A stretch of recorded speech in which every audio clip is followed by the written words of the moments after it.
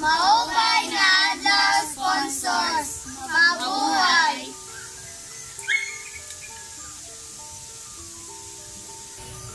Hello, ako Jose. Hanuna na awod pa ako, kulang pa akon hibaro mahitungod hang kaupayan hang kabataan na amon barangay.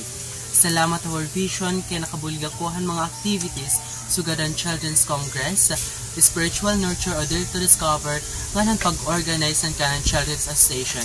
Nalipay ako kay nahimo ako nga usa nga child facilitator nga napili nga usa ka officer han kanang Children's Association nga naging representative han mga kabataan ha amon barangay.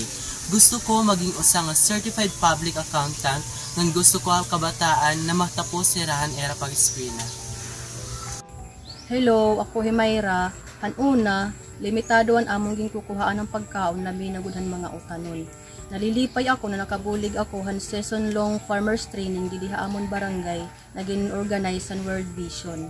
Nagpapasalamat ako na nabaro ako pagtanom han mga utanon pinaagihan organic farming. Yana, may dan ako tanom na kaluguring dili ha akong balay nga na akong community nga nakakabulig ini ha akong pamilya nga na akong mga anak han era pag-eskwela.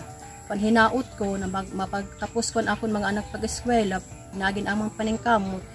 Labi na gunanig kasi ko kag anak din sa among community na mapagpatapos ni rin era mga anak era pag-eskwela bisan man ha kakurian. Thank you so much, sponsors and donors, for your steadfast support and commitment to the Children of Leyte 1 area program.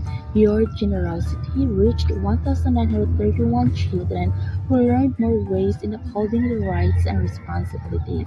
Despite of the efforts, there are still young children who are dropping out from school. With this, the area program will continue to support the skills and learning development of these children. Damo nga salamat!